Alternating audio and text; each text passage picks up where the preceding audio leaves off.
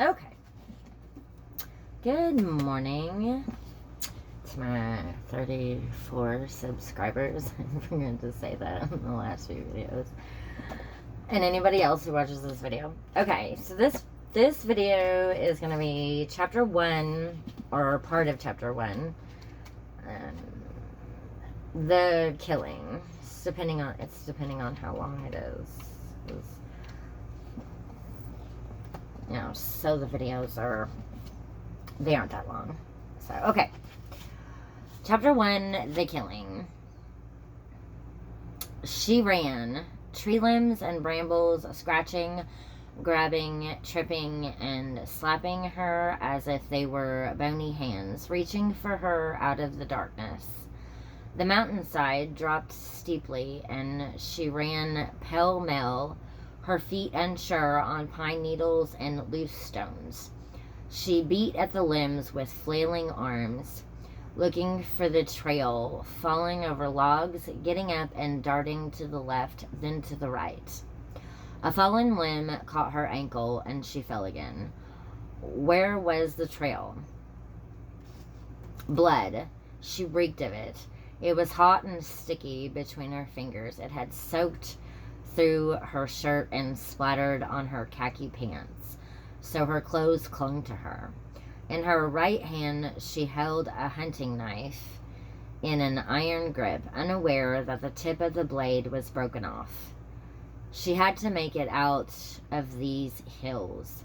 She knew which way she and Cliff had come and where they'd parked the camper. All she had to do was backtrack. She was crying, praying, and babbling. Let him go, let him go. Oh, Jesus, save us. Go away, let him go. As she groped her way along, stooping under limbs, clambering over more logs, and pushing her way through the tangled thickets in the dark.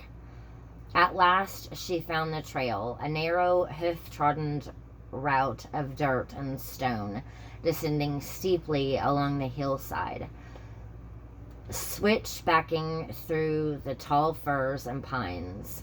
She followed it carefully, not wanting to get lost again. Oh, Jesus, she said. Oh, Jesus, help me.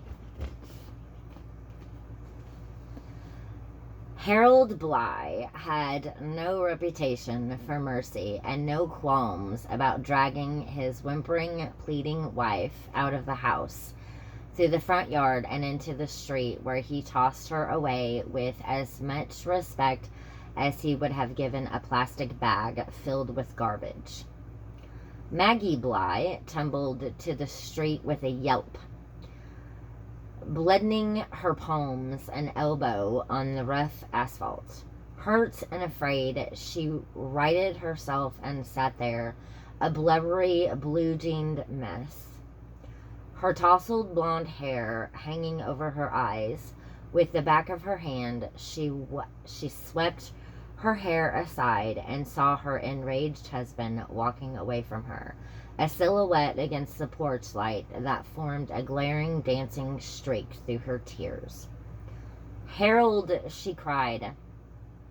Harold Bly, a tall, barrel-chested man, turned, one foot planted on the top porch step, and deigned to look upon his wife one more time.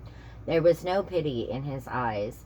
In his mid-40s and 20 years his senior, he was and had always been a boss man who did not take kindly to betrayals.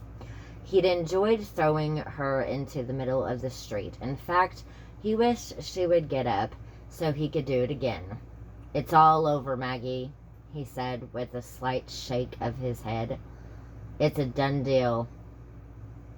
Her eyes widened in terror, gasping and whimpering. She struggled to her feet, then ran to him. Harold, please don't. I'm sorry, Harold, I'm sorry. You think you can go two-timing on me and then just say you're sorry, he shouted, then pushed her down the porch steps. with such strength that she fell again, letting out a cry the neighbors could hear. "Harold, please don't make me go, please."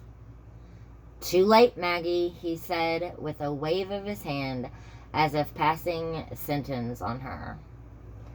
"It's only a matter of time now, and there's nothing I can do to stop it. Now you'd better get out of here, and I mean get way out of here."